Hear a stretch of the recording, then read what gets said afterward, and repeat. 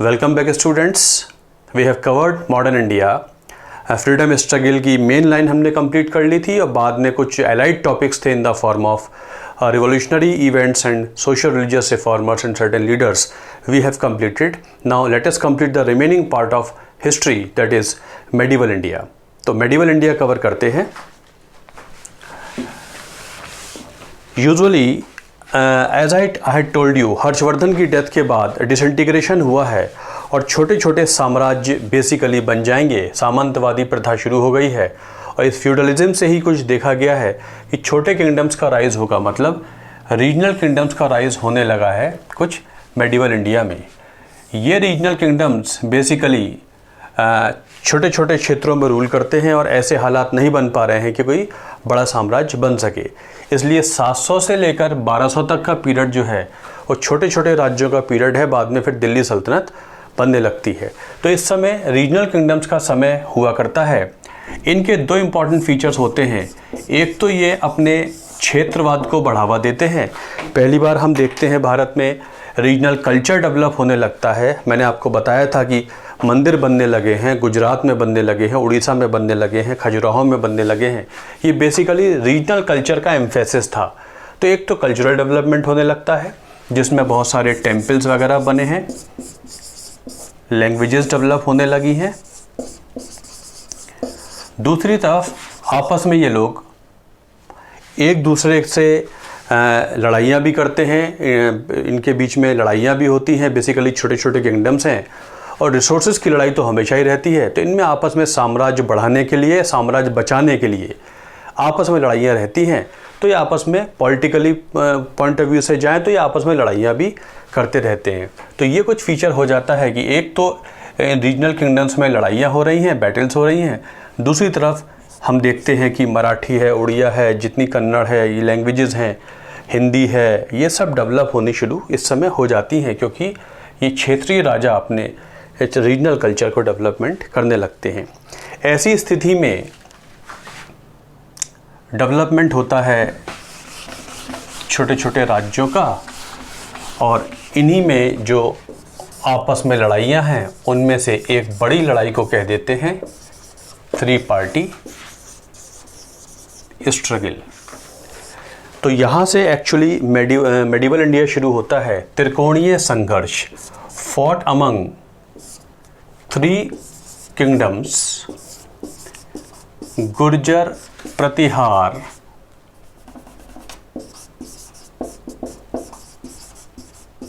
Dynasty who ruled Gujarat,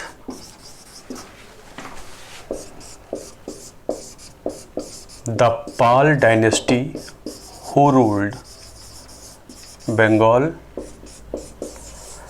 and Rashtrakoot dynasty who ruled Deccan.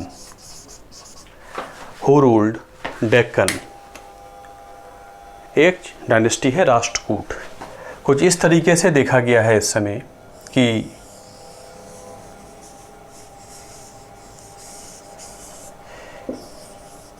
ये हुआ करता है। यहाँ गुर्जर प्रतिहार हैं, यहाँ बंगाल में पाल हैं और यहाँ महाराष्ट्र में राष्ट्रकूट हैं। इनके बीच में ये जो त्रिकोणीय संघर्ष रहेगा इसे कहते हैं 3 पार्टी स्ट्रगल। गुर्जर प्रतिहार का फाउंडर नागभट्ट वन, पाल का फाउंडर गोपाल और राष्ट्रकूटों का फाउंडर था दंती दुर्ग। बहुत कॉमन क्वेश्चन नहीं है। दंती दुर्ग ये बहुत मतलब रेयरली पूछा गया है, लेकिन इस आपके एग्ज़ाम्स में ये ऐसा क्वेश्चन आ चुके हैं आपके लेवल के एग्ज़ाम में।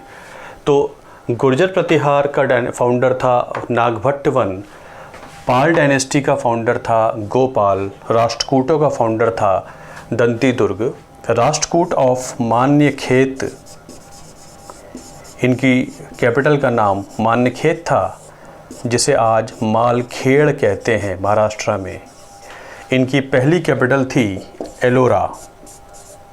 जिसके बारे में मैंने आपको बताया था, टेम्पल्स जब बताए थे कि यहाँ पर कृष्णा वन ने कैलाश टेम्पल बनवाया है, तो राजपूत डायनेस्टी के लोगों ने डेवलप किया। इनका पहला कैपिटल एलोरा थी, बाद में मान्यखेत हो गई। तो इनके बीच में जो स्ट्रगल हुई थी लगभग 150-200 साल चलती रहेगी, उसे कहते हैं three party struggle. Three party struggle used to take place for Kannauj.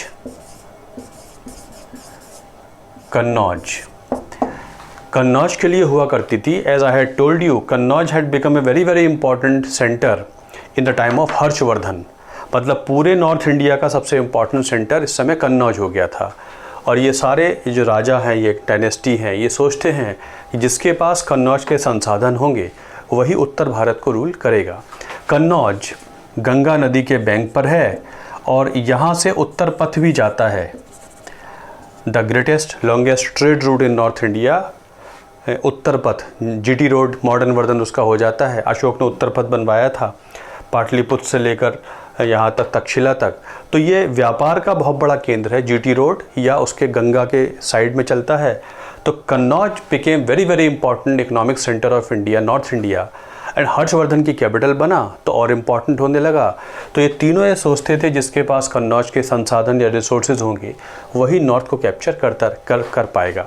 तो ये आपस में जो इन एक दूसरे पर अटैक करते रहते थे, इसे कहते हैं त्रिकोणीय संघर्ष। इससे कुछ शुरू होता है मेडिवल इंडिया। कहने का मतलब है जो रीजनल किंगडम्स थे इनके बीच में जब पॉलिटिकली आपस में लड़ाइयाँ चल रही थी, ये त्रिकोणीय संघर्ष था। और सभी लोग अपने अपने क्षेत्र में रीजनल डेवलपमेंट भी करते जा रहे हैं।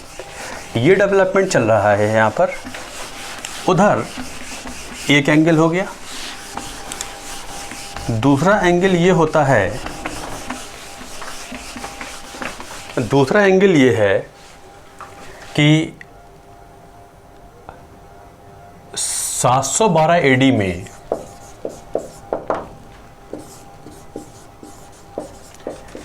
भारत पर अरब इन्वेजन हुआ है मोहम्मद बिन कासिम ने किया है सिंध रीजन पर। एक इंसिडेंट के तौर पे इसे समझ लीजिए, इससे एग्ज़ाम में क्वेश्चन नहीं आएंगे। बट 712 एडी में अरब का एक व्यक्ति आया है, इसे अरब इन्वेजन बोल देते हैं। मोहम्मद बिन कासिम इसका नाम है और सिंध तक ही सीमित रहा, ये मेन भारत में नहीं आ पाया। इसको वापस जाना पड़ा है, वहाँ इसको मार दिया जाता है। लेकिन इस्लामिक सिस्टम्स भारत में कुछ सिंध रीजन में दिखने लगे हैं 712 एडी के आसपास। उधर आगे चलकर ये देखा जाता है कि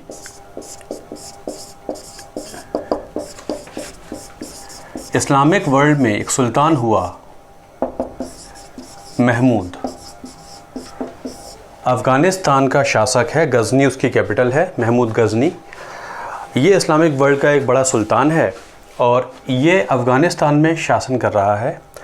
इसको ये पता लगा है क्योंकि अगर वेस्टर्न वर्ल्ड से व्यापार कुछ शुरू हो रहा है, लोगों का आवागमन होता है, तो लैंड रूट्स डेवलप हो चुके थे, मैंने आपको बताया था, तो आवागमन तो रहता ही था। तो इसको पासर्स बाई के थ्रू पता लगा है कि ईस्टर्न जो वर्ल्ड है उसके टेम्पल्स में बहुत वेल्थ हुआ करती है और महमूद चाहता था कि ये वेल्थ उसके हाथ में आए ताकि वो बहुत बड़ी सेना बनाकर सेंट्रल एशिया को कैप्चर कर पाए। महमूद का मकसद भारत में टेरिटोरियल किंगडम बनाना नहीं था। ये सोचते हुए महमूद ने भारत पे अटैक करने शुरू किए और कुछ 17 रेड्स वो भारत में समय समय पर करता है। 1001 से लेकर 1030 तक बार बार भारत पे रेड्स होती रहती है महमूद ऑफ गज़नी की, और ये लूट पाट से संबंधित हुआ करती थी। प्लंडरिंग रेड्स हुआ करती थी, लूट पाट वो करता था कि इधर से ईस्टर्न कन्नौज से लेकर सेंट्रल इंडिया से लेकर गुजरात सोमनाथ तक बार बार वो आता है और यहाँ से मंदिरों से वेल्थ लूट कर ले जाता है। ये उसका मकसद था। ऐसी ही एक रेड जो सबसे ज़्यादा होती बताई जाती है वो थी सोमनाथ टेम्पल। सोमनाथ टेम्पल के बारे में मैंने आपको बताया था जब टेम्पल्स गुप्ता पीरियड ने बताए थे कि ये सोलंकी ऑफ गुजरात के जो शासक हैं गुर्जर प्रतिहार के बाद उन लोगों ने बनवाए हैं। भीमवन नाम का राजा उसके समय बना है लॉर्डशिप का टेम्पल। तो 1025 एडी के आसपास इसने सोमनाथ टेम्पल पर 15वीं या 16वीं इसका अटैक हुआ करता था। इसके बाद 1-2 अटैक और होते हैं, फिर इसके अटैक बंद हो जाएंगे क्योंकि इसकी डेथ हो जाती है। इस तरीके से महमूद ऑफ गजनी के लूटपाट से प्रेरित कुछ अटैक भारत पे होते रहते थे। इन्हीं दिनों भारत पहुंचा है अल ब्रूनी। जैसे फाहियान आया, जैसे ह्यूनसांग आया, इत्सिंग इत्सिंग आया ह्यूनसांग के बाद चाइना से, ऐसे ही एक अल ब्रूनी आया है। महमूद ऑफ गजनी के जत्थों के साथ भारत पहुंचा है अल ब्रूनी और इसने किताब लिखी है तहकीक हिंद, किताबुल हिंद। भारत के बारे में किताब लिख देता है तहकीक हिंद। इसने भारत की संस्कृत लैंग्वेज भी समझी है, साइंसेस के बारे में, यहाँ के कल्चर के बारे में, काफ़ी कुछ चीज़ों के बारे में लिखता है एक किताब Tahqiq Hind. Al Biruni was also there, he came to India around this time. तो एक अल ब्रूनी आता है और भारत के बारे में वृतांत देता है। तो ये कुछ इस समय की बात है।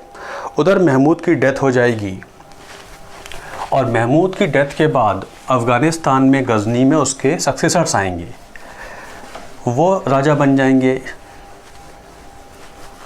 लंबे समय तक रूल भी करेंगे। उधर कुछ समय बाद वहाँ पर राइज होता है एक और डायनेस्टी का, गौरी डायनेस्टी। वहाँ पर 2 ब्रदर हैं, उनमें से एक जो ब्रदर है वो ईस्टर्न दिशा में बढ़ने की बात करता है, एक वेस्टर्न दिशा में। मतलब गौर एक एरिया अफ़गानिस्तान में, तो मोहम्मद गौरी की शुरुआत होती है महमूद ऑफ गजनी के काफ़ी समय बाद। तो देयर वॉज लगभग 1175 से लेकर 1206 तक इंडिया के कंटेक्स्ट में जाना जाएगा मोहम्मद गौरी। ये भी अफ़गानिस्तान से आया है, गौर अफ़गानिस्तान का रहने वाला है। तो मोहम्मद गौरी ये भी भारत आना चाहता है। इसने शुरू में अटैक किए हैं गुजरात से, 1175 से लेकर 78 तक ये अटैक करता रहेगा गुजरात से सक्सेसफुल नहीं होगा। इस तरीके से फिर ये अपना बदलेगा रूट। उधर नॉर्थ वेस्टर्न इंडिया जो सबसे वीकर एरिया है इंडिया का, वहाँ पर पासेस बने हुए हैं, खैबर पास, गोलन पास, बोलन पास, सुलेमान पहाड़ियों में। तो ये पासेस से ही इंडिया में कोई एंट्री ले सकता है। इस तरीके से ये कोशिश करेगा कि मैं इधर से तो ना जाऊं, लेकिन मैं गुजरात से एंटर करके इंडिया में पहुंच जाऊंगा। बाकी तो ट्रेडिशनल रूट इंडिया में एंटर करने का यही था, या समुद्र था, और समुद्री यात्राएं, अभी समुद्र से पॉलिटिकल डेवलपमेंट तो हो नहीं सकता था, तो लैंड से आ सकते थे। तो he wanted to come through Gujarat but he could not become successful. Finally from Gomal Pass से होता हुआ ये भारत पहुंचेगा और 1180 से लेकर 1190 तक ये लाहौर पहुंच जाएगा। और लाहौर के आगे फिर भटिंडा है, और भटिंडा को कहते थे उस समय ताबर हिंद। जब ये ताबर हिंद पहुंचेगा, लाहौर कैप्चर कर लेगा, ताबर हिंद मतलब आज का भटिंडा, वहाँ पहुंचेगा, तब उन दिनों दिल्ली के शासक हुआ करते हैं, अजमेर के शासक थे चौहान डायनेस्टी, और दिल्ली भी उन्हीं के पास है। मैंने आपको बताया कि रीजनल डायनेस्टीज़ का समय था। तो एक डेवलपमेंट ये हुआ था कि इन्हीं दिनों राजपूतों का उदय भी देखा गया है।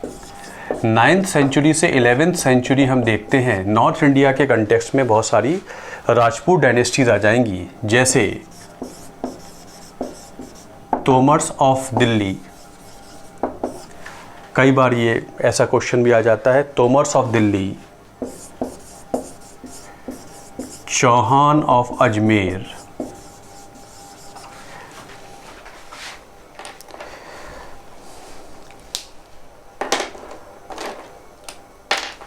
Chauhans of Ajmer,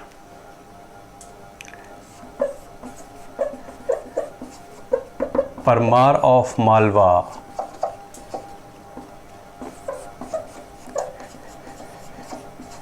गहडवाल of Kannauj,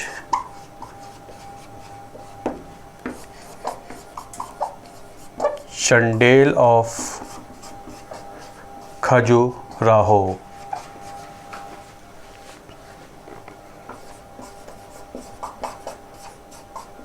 Solanki of Gujarat, many more are there.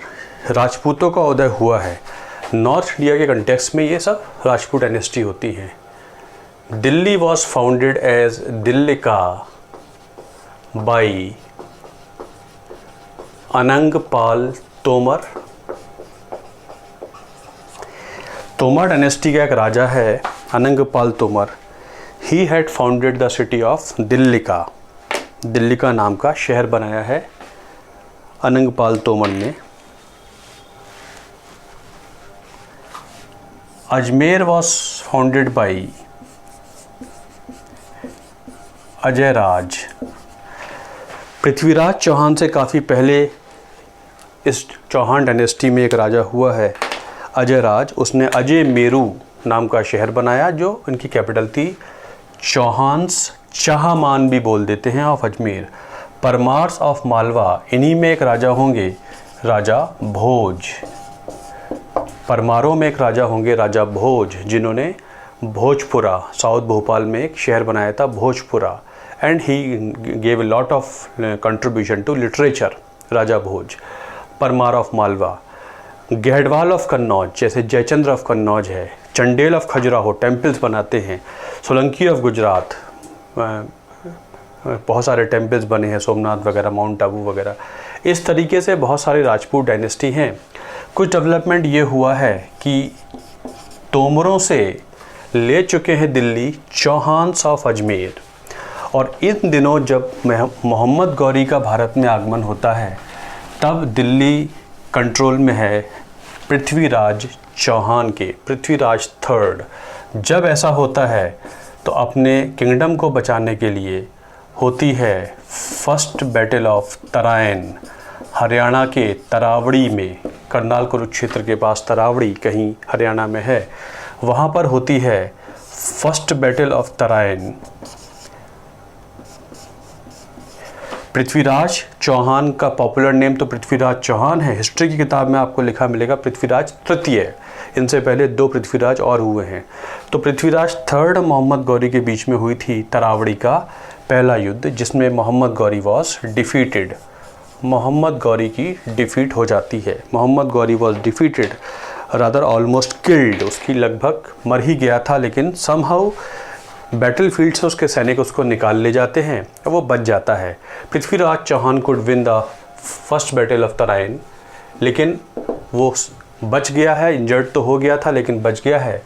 और फिर वो सेकंड बैटल ऑफ तराइन में अटैक कर देता है पृथ्वीराज चौहान के ऊपर, और इस बार मारकर ख़त्म है बिल्कुल।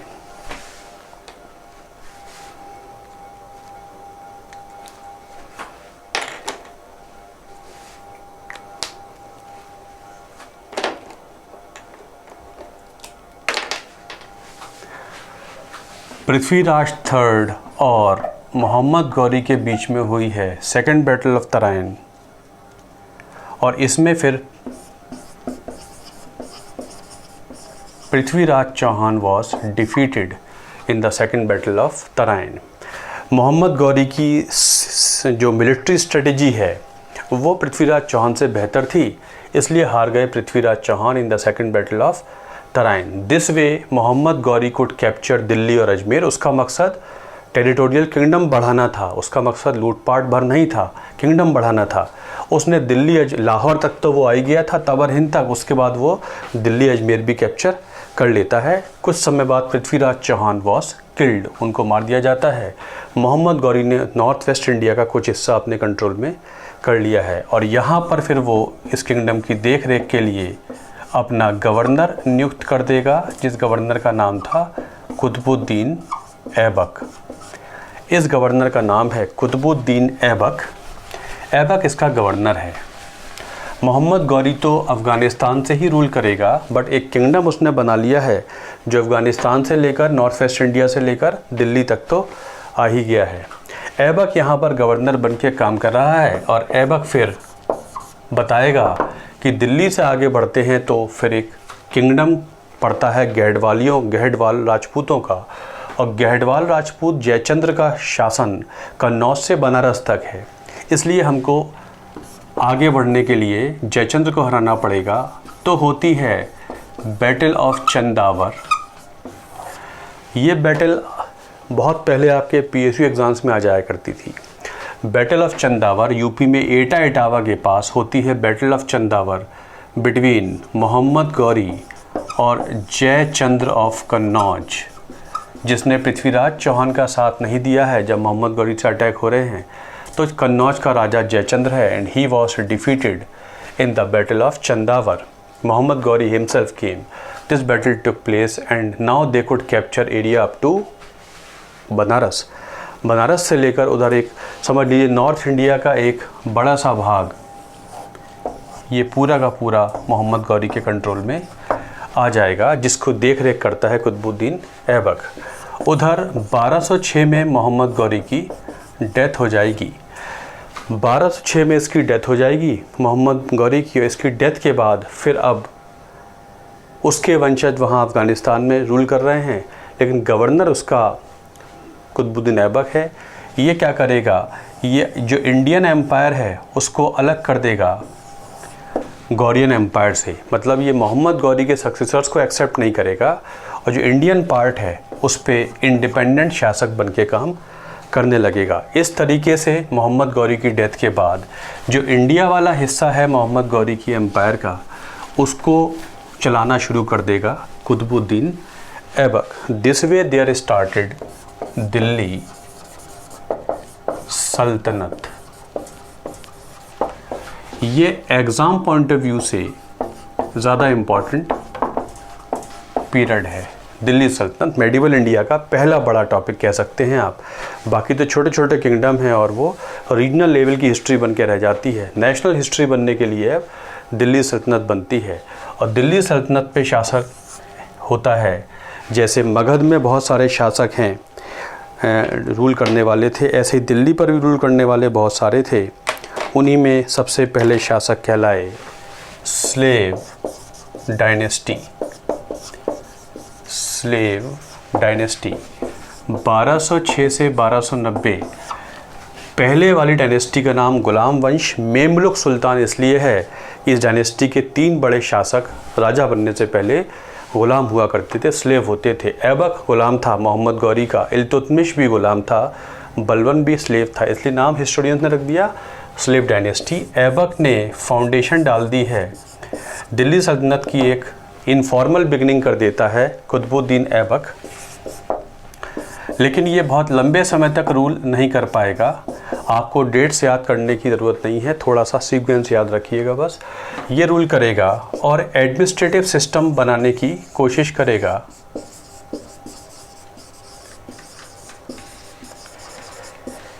कोशिश करता है इक्ता सिस्टम। इक्ता सिस्टम वैसे तो फॉर्मली शुरू होगा इन द टाइम ऑफ इल्तुतमिश, लेकिन इस समय भी इक्ता विक्ता हुआ, इक्ते वगैरह हुआ करते हैं। Iqta basically was a piece of land given under the control of military governor. होता क्या था, दिल्ली सुल्तान नॉर्थ इंडिया के एरियाज़ को जीतते जाते हैं और इक्ताओं में बांटते रहते हैं। तो इक्ता बेसिकली एक छोटा सा राज्य है। It was a territorial land, you can say unit of territory है, जिसको ये दिल्ली सुल्तान अपने एक मिलिट्री कमांडर के अंडर में दे देते हैं। और उसके पास फिर 2 काम हो जाते हैं कि वो इक्ते में रहने वाले लोगों से रेवेन्यू कलेक्ट करेगा और उस रेवेन्यू से एक सैनिक टुकड़ी बनाएगा। दिल्ली सुल्तानों की अपनी सेना नहीं होती है, इक्ताओं की सेना इकट्ठी करके सेना बना दी जाती है। शुरू में कुछ ऐसा ही होता है। तो ये इक्ता है, इस इक्ते से कन्नौज का इक्ता है। मान लीजिए कन्नौज में रहने वालों से आप रेवेन्यू कलेक्शन करेंगे और कन्नौज के एडमिनिस्ट्रेटिव एक्सपेंसेस आप इसी खर्चे से निकालेंगे और एक सैनिक टुकड़ी भी तैयार रखेंगे सेंट्रल आर्मी के लिए और बचा हुआ पैसा आप सेंट्रल गवर्नमेंट को दे देंगे। इसकी इनफॉर्मल शुरुआत होती है ऐबक के समय और बाद में फॉर्मली इसे इल्तुतमिश चला देगा। कुतुबुद्दीन ऐबक को लख बख्श भी कहा गया है, डोनेशन दिया करता था, गिवर ऑफ लैक्स। ये छोटे छोटे क्वेश्चंस एग्जाम्स में टकरा जाते हैं, नॉट दैट इम्पॉर्टेंट। लखबख्श भी कह देते हैं, गिवर ऑफ लैक्स, डोनेट करता था पैसा। And he died in Lahore while playing Chaugan. Chaugan माने हॉर्स पोलो। ये क्वेश्चन आपके एग्जाम्स में पहले आ जाता था कि who introduced horse polo in India, तो आप आंसर देंगे दिल्ली सुल्तान। दिल्ली सुल्तान इसका आंसर है, दिल्ली सुल्तानों ने शुरू किया था। चौगान हॉर्स पोलो, हॉर्स की पीठ पर बैठकर मतलब घुड़सवारी करते हुए स्टिक से मारते हैं बॉल को, दैट इज़ कॉल्ड हॉर्स पोलो, इसको चौगान कहते हैं। तो दिल्ली सुल्तानों के समय ये भारत में इंट्रोड्यूस हुआ था। And Aibak died while playing Chaugan in Lahore in 1210। Which Delhi Sultan died in A sporting activity, तो आपका आंसर हो जाएगा ऐबक। तो ऐबक की डेथ हो जाती है। ऐबक की डेथ के बाद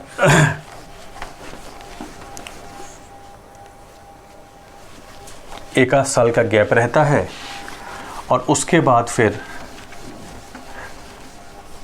सुल्तान बन जाता है इल्तुतमिश। 1211 से 1236 इल्तुतमिश अल्तमश उसका सन इन लॉ है, स्लेव भी है। इल्तुतमिश किंग बन जाता है। इल्तुतमिश ने आगे बढ़कर बंगाल का भी कुछ एरिया कैप्चर किया है, मतलब किंगडम को आगे बढ़ाया है। इल्तुतमिश के समय भारत पे अटैक होने वाला था चंगेज़ खान का, मंगोल किंग।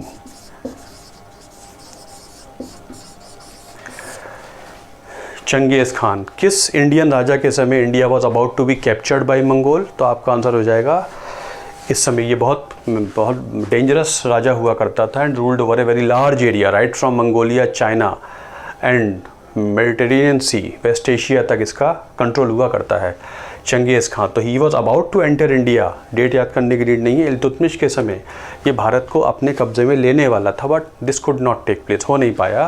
तो it was Genghis Khan a Mongol king who was about to enter India in the time of Iltutmish. Iltutmish ने कॉइन्स शुरू किए हैं।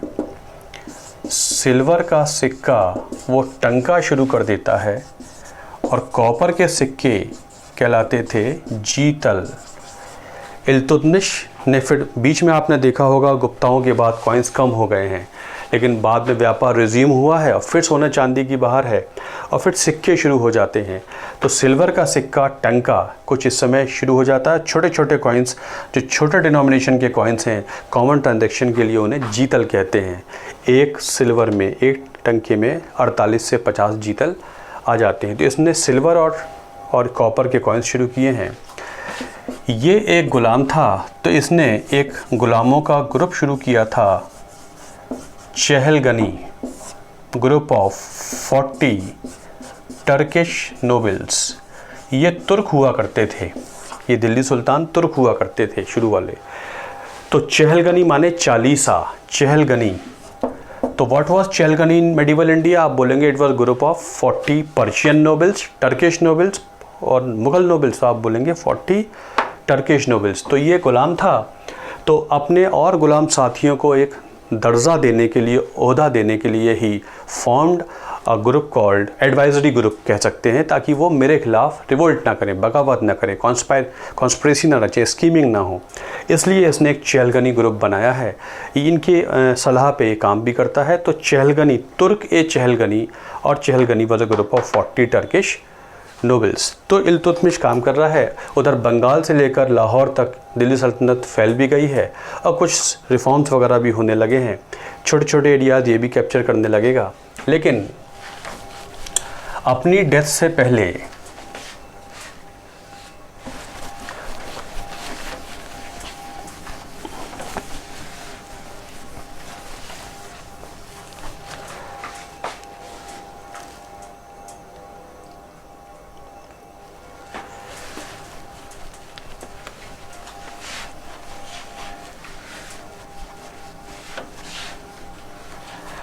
before he died, Iltutmish had nominated none of his sons but his daughter Razia as the next Delhi ruler.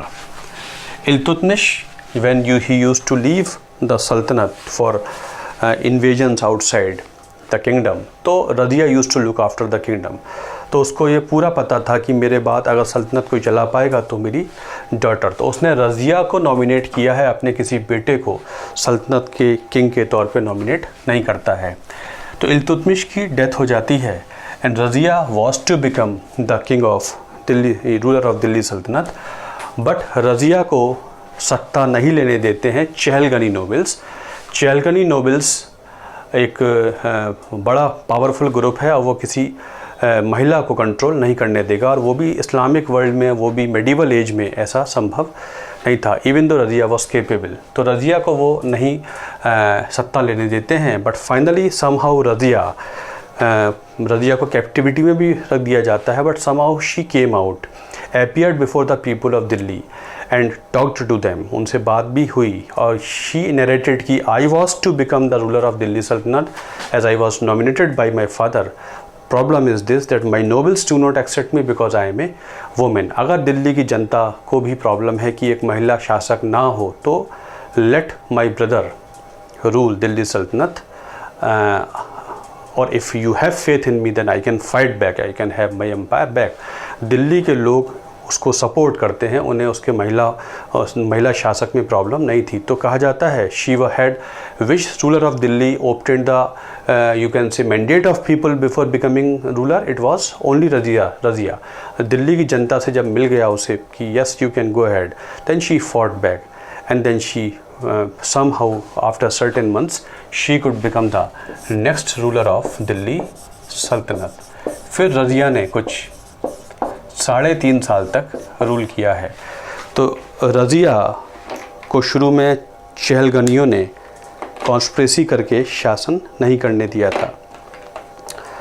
तो which ruler of Delhi was almost an elected one, अगर कभी ऐसा question आ जाए दिल्ली का कौन सा शासक था जो बाकायदा जैसे ऐसे आया जैसे चुनाव हुआ हो, तो आप कह सकते हैं रज़िया। तो she finally could become ruler sultan and ruled. उसने फिर 3.5 साल रूल भी किया है। रज़िया ने जब वो शासिका बन जाती है तो फिर बहुत सारे रिवोल्ट होने लगते हैं सल्तनत में। ओबियसली जो चहलगनी नोबल्स हैं वो उसको रूल नहीं करने देंगे, कॉन्स्पिरेसीज़ वगैरह होती रहती हैं, कभी यहाँ से बगावत है कभी वहाँ से है। बगावत होती कैसे थी? बगावत ऐसे होती थी कि वो जो इक्ते हुआ करते थे, और इक्ते के जो शासक हैं जिन्हें मुख्ती कहा जाता था, किताब में इक्तादार भी लिखा मिलेगा लेकिन फॉर्मल वर्ड था मुक्ति, जिन्हें मुक्ति भी कहा जाता है। तो ये जो मुक्ति होते हैं, इक्तदार होते हैं, ये जो बचा हुआ पैसा था कलेक्शन का जो सेंट्रल गवर्नमेंट को देना था, ये नहीं भेजते हैं, तो इसे बगावत समझा जाता है। रज़िया वॉज केपेबल इनफ, तो she use to suppress all these revolts. वो मिलिट्रली भी ट्रेंड हुआ करती थी, एडमिनिस्ट्रेटर भी हुआ करती थी, तो वो विद्रोह को दमन कर देती है, दबा देती है। और इसीलिए उसने फिर एक सैनिक कमांडर भी रखा है, याकूत, जो उसका सैनिक कमांडर है। इथियोपिया से आया है याकूत, और याकूत की मदद से she could suppress all these rebellions, in rebellions को वो ख़त्म कर दबा देती है। लेकिन एक रिबेलियन होती है भटिंडा में, और भटिंडा का इक़्तिदार है अल्तूनिया। भटिंडा का विद्रोह जहाँ होता है, अल्तूनिया यहाँ का गवर्नर है, इक़्तिदार है, और जब Razia went to fight him, लेकिन जब वो फाइट करने जाती है तो यहाँ पर वो हार जाती है। And somehow to save her empire, अपनी एम्पायर को सेव करने के लिए it was planned that Altunia and Razia should come together. और जब वो दोनों मिलकर दिल्ली की तरफ चलने लगते हैं तो वहीं कहीं हरियाणा में कैथल में they were killed under certain conspiracy, दोनों को मार दिया जाता है। Perhaps again power came in the hands of Chahalgani nobles. तो 3.5 साल कुछ रज़िया ने शासन किया है, केपेबली किया, and you can say she was the first important women ruler of India. इससे पहले भी छोटे मोटा शासन रहा है, लेकिन बड़ी शासिका जो भारत की पहली थी that was Razia. She ruled Delhi सल्तनत फॉर 3.5 years। तो उसके बारे में कहा जाता है कि she was the most able of, she was the most, you can say she was an able ruler, she was an able ruler, but the only fault of her was that she was a woman. Her nobles did not accept her only because she was a woman, otherwise she was the most capable of all the children of, you किनसे, इल्तुतमिश की सबसे capable बच्चों में से she was there, पर उसका महिला होना उसकी सबसे बड़ी भूल थी। तो she was capable ruler but she could not rule only because she was a women, ऐसा उसके बारे में कहा जाता है। भारत में किस महिला शासक के लिए कहा जाता है, ऐसा रज़िया के लिए एक दिल्ली सल्तनत के इतिहासकार मिनहाज सिराज ने बोला कि she was the most capable, the only fault of Razia was her womanhood, otherwise she was capable ruler. तो उसकी डेथ हो जाती है और रज़िया के बाद फिर चहलगनियों के हाथ में सत्ता आ जाएगी।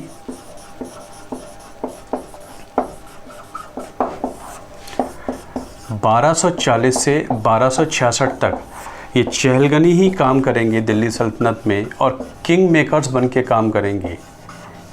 ये किंग मेकर्स बन के काम करेंगे मतलब इल्तुतमिश की फैमिली से ही गवर्नर बनाया जाएगा, लेकिन बनेगा कौन ये तय करते हैं कौन, चहलगनी तय करते हैं। मतलब यही आपस में तय कर लिया करेंगे। और सुल्तान को सपोर्ट करने के लिए एक होगा डिप्टी सुल्तान, जिसको कहते हैं ये मलिक नायब। डिप्टी सुल्तान ये सल्तनत की सेकंड इम्पॉर्टेंट पोस्ट हुआ करती थी, मलिक नायब। और ओबियसली सुल्तान तो फैमिली से ही होगा, लेकिन इनमें से एक बन जाता है, चहलगनियों में से एक बन जाता है डिप्टी सुल्तान, मलिक नायब। और उन्हीं में एक जो सबसे इम्पॉर्टेंट था वो था गयासुद्दीन बलबन। इन्हीं चहलगनियों में हुआ करता है एक बलबन। तो बलबन बिकेम मलिक नायब इन 1246 एंड लगभग 20 साल तक वो मलिक नायब रहता है। प्रैक्टिकली मलिक नायब ही रूलर है, समझ लीजिए। इल्तुतमिश की फैमिली का जो शासक है नसरुद्दीन महमूद, वो सुल्तान है दिल्ली का, लेकिन प्रैक्टिकली शासन करता है Balban. Balban was member of Chahalgani and Chahalgani was a group of slaves जो इल्तुतमिश के समय बने थे। तो ये सब बलबन, इल्तुतमिश और ऐबक स्लेव हैं, तो स्लेव डायनेस्टी नाम हो गया। बलबन 1266 में खुद सत्ता अपने हाथ में ले लेगा। He himself became, Nasiruddin Mahmud को वो किल करके he himself became the sultan of Delhi Sultanat. So 1266 से 1287 तक दिल्ली का शासक है गयासुद्दीन बलबन। बलबन ने बगावत की है, तो बलबन 20 साल रूल करेगा। तो सही मायनों में देखा जाए 20 साल उसने रूल किया है एज डिप्टी सुल्तान और अगले 20 साल रूल करेगा एज रियल सुल्तान। तो लगभग 40 साल सल्तनत चलाएगा बलबन, वो राजा बन जाता है। बलबन जानता है कि तुर्क चहलगनी ग्रुप कितना डेंजरस है, क्योंकि वो उसका मेंबर है, इसलिए चहलगनियों को वो ख़त्म कर देगा। चहलगनियों को धीरे धीरे ख़त्म कर देता है। बलबन ने धोखे से एम्पायर को कैप्चर किया है, सुल्तान को मारकर, इसलिए अपनी सत्ता को लेजिटिमेट करने के लिए उसने भारत में पर्शियन सिस्टम्स इंट्रोड्यूस कर दिए हैं। ईरान इस्लाम का सेंटर माना जाता है। ईरानी कल्चर, ईरानी भाषा वगैरह बहुत हाई ऑनर में रखे जाते हैं मुस्लिम्स में। इसलिए अगर मैं भारतीयों को ये बता पाऊँ, मुस्लिम्स को, कि मैं ईरान से संबंध रखता हूँ, ईरान की रॉयल फैमिली से हूँ, स्लेव तो मैं बाई चांस बन गया था, तो कम से कम मेरी सत्ता को लेजिटिमेसी मिल जाएगी। इसलिए उसने झूठ बोलना शुरू किया। वो था तो तुर्क, लेकिन उसने अपने आप को ईरान से संबंधित बताया ताकि लोग मुझे ऑनर रेस्पेक्ट करने लगे। इसलिए उसने झूठ बोलकर भारत में बहुत सारे ईरानी सिस्टम्स लागू करने शुरू कर दिए। उसने ईरान की कोर्ट प्रैक्टिसेस भारत में लागू कर दी। सिजदहा एंड पेबोस। सिजदहा, अदब से झुक जाना। जब दरबार में कोई नोबेल आएगा, सुल्तान के सामने उसे अदब से झुकना पड़ेगा। ये ईरानी कोर्ट में हुआ करता था। सजदहा या सिजदहा। और पेबोस, जो ज़मीन पैर हैं, पैर के आसपास, उस ज़मीन को kissing the ground is called paibos. तो उसने ये ईरानी प्रैक्टिसेस शुरू की हैं। तो अगर एग्ज़ाम में क्वेश्चन ऐसे आ जाता है, which Delhi sultan organized Indian court like a Persian court, तो आपका आंसर हो जाएगा बलबन। उसने ईरानी सिस्टम शुरू किए हैं। उसने ईरानी कल्चर भी भारत में शुरू किया है। और नौरोज़ फेस्टिवल, ईरान का एक important festival Nauroz festival introduce कर देता है। नवरोज़ कह देते हैं हिंदी में। पर्शियन न्यू ईयर का पहला दिन नौरोज़। इस समय ये बड़ा इम्पॉर्टेंट फेस्टिवल है भारत का। जो पारसी कम्युनिटी होती है उसका फेस्टिवल होता है ये नवरोज़। तो नौरोज़ फेस्टिवल या Navroz was introduce in India by whom? By Balban. वो तो अपनी थ्योरी पे काम कर रहा था कि मैं पर्शियन सिस्टम को भारत में लागू कर दूं ताकि मैं पर्शिया का लगूं, था तो वो तुर्क। इस चक्कर में भारत में बहुत सारी चीज़ें ईरानी लागू हो जाती हैं। उसने ईरानी कल्चर में नौरोज़ या Navroz festival, the first day of Persian new year calendar is called, Persian era का पहला दिन कहलाता है कैलेंडर का किस नवरोज़ या नौरोज़। तो नौरोज़ फेस्टिवल भारत का इस समय भी चला करता है। वो विद्रोहों को दबाने के लिए काम करता है, इसलिए कह देते हैं he followed the policy of blood and iron. मतलब विद्रोहियों को या तो वही यूज टू किल देम, और आयरन का मतलब use to put them behind the bars. Against his rebels he use to follow the policy of blood and iron. इस तरीके से कुछ 1287 तक बलबन रूल कर पाएगा। 1287 में बलबन की डेथ हो जाती है, और बलबन की डेथ के 3 साल के अंदर स्लेव डायनेस्टी ख़त्म हो जाती है। और उसके बाद फिर दिल्ली का शासन होगा by second dynasty called Khalji dynasty. इस तरह दिल्ली पे आ जाते हैं second rulers called Khalji sultans. तो स्लेव डायनेस्टी ख़त्म हुई in the form of Aibak, Iltutmish and Balban. उधर सेकंड रूलर्स हैं दिल्ली के खलजी डायनेस्टी 1292 1320। फाउंडर तो है जलालुद्दीन खलजी।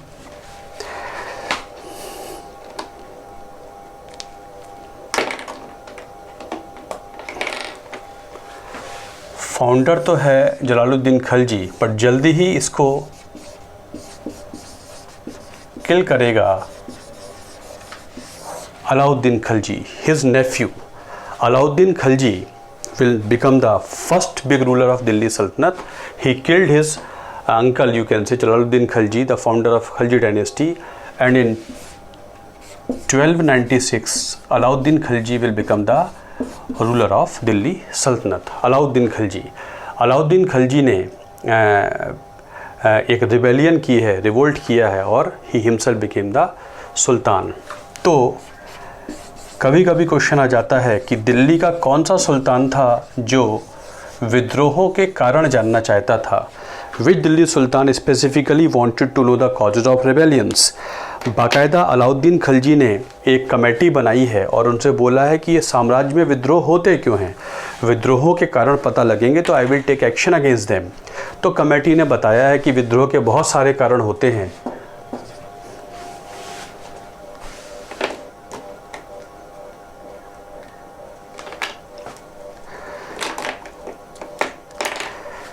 विद्रोह के बहुत सारे कारण होते हैं, उनमें एक कारण होता है वेल्थ, एक कारण है वेल्थ, एक कारण है लिकर, शराब, एक कारण है कि जो आपका इंटेलिजेंस डिपार्टमेंट है, जो दूताचार विभाग है, ये ठीक से काम नहीं कर रहा है, एट्सेट्रा एट्सेट्रा।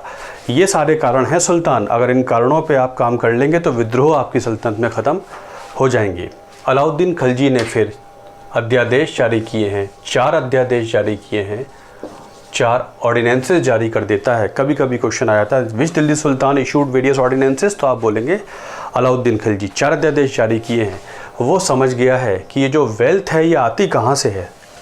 वेल्थ आती है जो पावर टू कलेक्ट रेवेन्यू दे रखा है, जो एकताओं में रेवेन्यू कलेक्शन होता है, उसमें सारे खर्चे के बाद जो पैसा सेंट्रल गवर्नमेंट के पास वापस आना है वो ठीक से वापस नहीं आता, अकाउंटिंग ठीक नहीं होती है।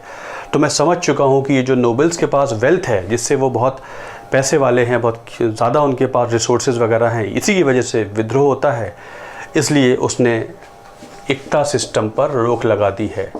तो विच दिल्ली सुल्तान डिसकंटिन्यूड इक्ता सिस्टम, तो आप बोलेंगे इट वॉज अलाउद्दीन खलजी।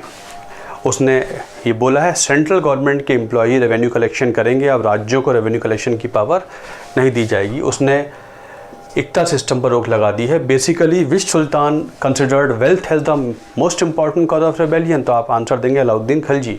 पैसा विद्रोह का सबसे बड़ा कारण है, उसने पैसे के सोर्स को ही ख़त्म कर दिया। कभी कभी ये एग्ज़ाम में भी आ जाता है किस सुल्तान ने अपने किंगडम में शराब पर रोक लगाई, तो आप बोलेंगे it was this thing, Alauddin Khalji put a ban on liquor. उसने बहुत केपेबल दूत या स्पाइस भी भर्ती किए हैं ताकि जो कॉन्स्पिरेसी वगैरह होती है सल्तनत में वो पता लग जाए। कहा गया है कुछ हद तक वो विद्रोह कंट्रोल कर पाया है। तो only sultan who wanted to know the causes of rebellion was Alauddin Khilji. वो रिबेलियन के कारण जानना चाहता है और उसने उन पे एक्शन लिया है। उसने शराबबंदी की है, उसने इक्ता सिस्टम पर रोक लगाई है।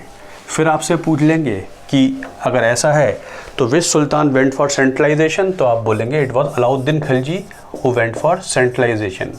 उसने एक बहुत बड़ी आर्मी बनाई है, सेंट्रलाइज्ड आर्मी बनाई है उसने। अब तक तो इक्तादारों की आर्मी पे ज़्यादा निर्भरता थी, अब उसने एक सेंट्रलाइज्ड आर्मी बनाई है। सेंट्रल गवर्नमेंट अपने सैनिक खुद भर्ती करेगी।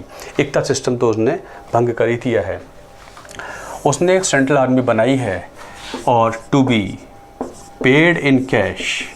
इससे पहले काइंड में सैलरी मिलती थी, उसने उनको कैश में सैलरी देने का काम शुरू किया है। ये भी पहली बार हुआ है कि मैं 20 टंका एक सैनिक को दूंगा प्रति माह, और 3 लाख से ज़्यादा सैनिकों की सेना बनाता है। इतनी बड़ी सेना मेंटेन करने के लिए उसके लिए ज़रूरी था कि चीज़ों की कीमतों पर रोक लगाई जाए। इसलिए उसके बारे में सबसे इम्पॉर्टेंट पॉइंट ये है कि उसने किए हैं मार्केट रिफॉर्म्स। किस दिल्ली सुल्तान ने मंडी में सुधार किए, तो आपका आंसर हो जाएगा अलाउद्दीन खिलजी। अलाउद्दीन खिलजी के मार्केट रिफॉर्म्स थे क्या? अलाउद्दीन खिलजी के मार्केट रिफॉर्म्स थे प्राइस कंट्रोल पॉलिसी। उसने ये आदेश निकाला है कि कोई भी निर्धारित सीमा से ऊपर से मूल्य नहीं ले सकता। ये प्राइस है, ये सेंट्रल गवर्नमेंट ने बता दी है, इससे ऊपर कोई भी बेच नहीं सकता। If somebody sells it before this price dictated by the central government shall be punished। उसने बाकायदे थे चलाने के लिए बहुत इंतज़ाम भी किए हैं। तो प्राइस कंट्रोल पॉलिसी, चीज़ों की कीमतों पर कीमतें ना बढ़े बेवजह, ऐसा करने वाला सही मायनों में देखा जाए he was the first ruler of India world, you can say. ऐसी प्राइस रेगुलेशन की स्कीम किसी के नाम पर नहीं मिलती है। तो मार्केट रिफॉर्म्स के लिए ज़्यादा जाना जाता है। या ऐसे आ जाए कि मंडी में सुधार किसने किए, तो आपका आंसर आ जाएगा अलाउद्दीन खिलजी, और सक्सेसफुल भी हुआ है। उसने प्राइस कंट्रोल पॉलिसी की है। मैं अपने सैनिकों को 20 टंका दे पाऊँ, और बड़ी सेना भी वो चलाता है, इसलिए उसके लिए ज़रूरी था कि चीज़ों की कीमतों पर रोक लगाई जाए। तो Alauddin Khilji is more known for market reforms. Alauddin Khilji ने उधर बंगाल इल्तुतमिश के समय कैप्चर हो गया है। उसने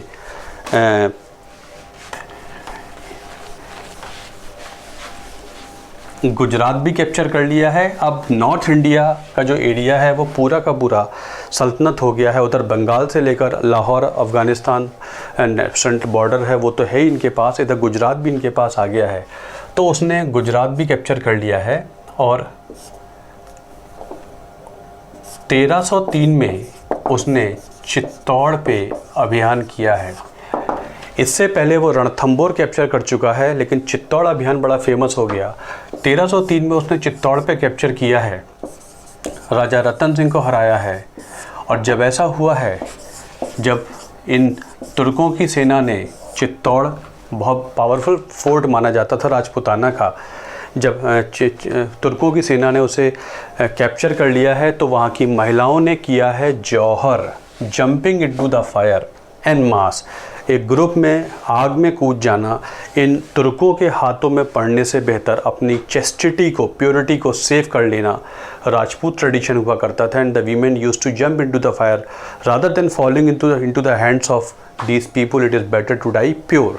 तो ये जो परंपरा थी इसे जौहर कहते हैं। बड़े स्तर पर जौहर हुआ था 1303 में चित्तौड़ में। इससे पहले रणथंबोर में भी जौहर हुआ था, लेकिन चित्तौड़ का जौहर काफ़ी फेमस हो गया क्योंकि चित्तौड़ की रानी Padmini was also one of them.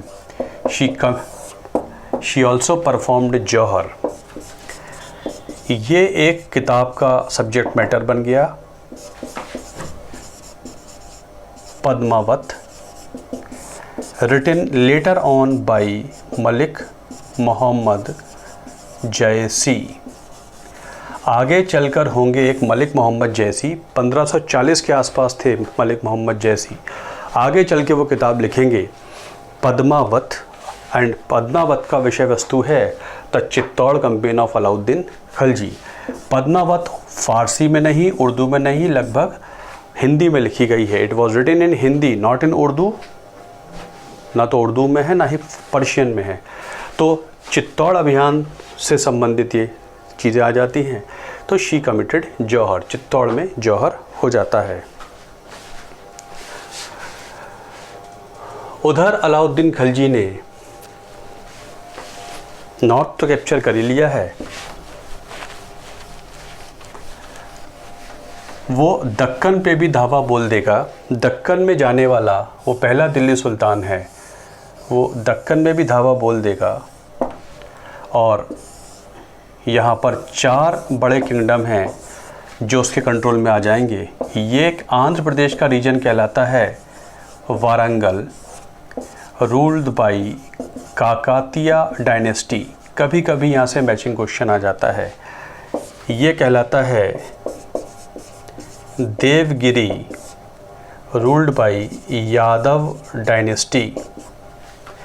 ये कहलाता है Madurai, ruled by Pandya dynasty.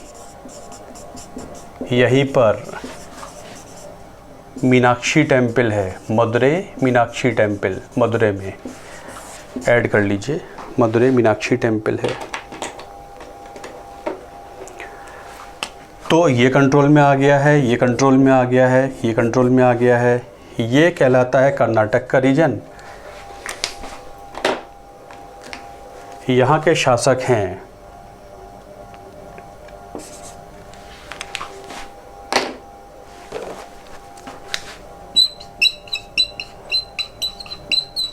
Hoysala of द्वार समुद्र, आज इसे कहते हैं हलेबिडु। आज इस द्वार समुद्र को कहते हैं, कर्नाटक का शहर है हलेबिडु। देवगिरी का नाम हो जाएगा आगे चलकर दौलताबाद, औरंगाबाद का क्षेत्र। वारंगल है, यहाँ के शासक हैं काकातिया डायनेस्टी। मदुरै है, यहाँ पर मीनाक्षी टेम्पल बनेगा आगे चलकर। पांड्य डायनेस्टी यहाँ के शासक हैं। द्वार समुद्र को आज कहते हैं हलेबिडु, यहाँ पर डायनेस्टी के नाम पर होयसाल डायनेस्टी यहाँ के शासक हैं। यहाँ पर है होयसालेश्वर टेम्पल, होयसालेश्वर टेम्पल, यहाँ पर एक टेम्पल है होयसालेश्वर टेम्पल हलेबिडु में, होयसाल डायनेस्टी के नाम पर होयसालेश्वर टेम्पल। और ये चारों के चारों इनके कंट्रोल में आ जाएंगे। और इसको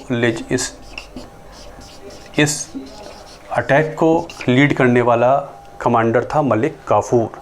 तो this way Alauddin Khilji could control the major almost the whole of India. तो लगभग पूरा भारत उसने कंट्रोल में आ गया है। साउथ के 4 राज्य भी वो अपने कंट्रोल में ले लेगा। जब साउथ में उसकी सेना ने अटैक किए हैं, इन्हीं दिनों एक लैंग्वेज डेवलप होती है उर्दू, इन्हीं दिनों एक भाषा डेवलप होती है उर्दू, दक्कनी भी कहते हैं।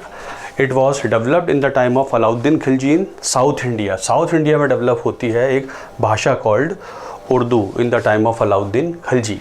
तो it was this one. This way Alauddin Khilji could, you can say, rule a major part of India, rather the whole of India you can say। 1316 में उसकी डेथ हो जाती है। 1316 अलाउद्दीन खिलजी डाइड। अलाउद्दीन खिलजी के बाद 4 साल तक उसके सक्सेसर रूल करते हैं। मुबारक खिलजी रूल करता है, लेकिन 1320 में फिर विद्रोह हो जाता है। और उसके बाद फिर आ जाता है गयासुद्दीन तुगलक, और दिल्ली के तीसरे शासक हैं तुगलक डायनेस्टी, तुगलक डायनेस्टी। तो there was third rulers were Tughlaq dynasty.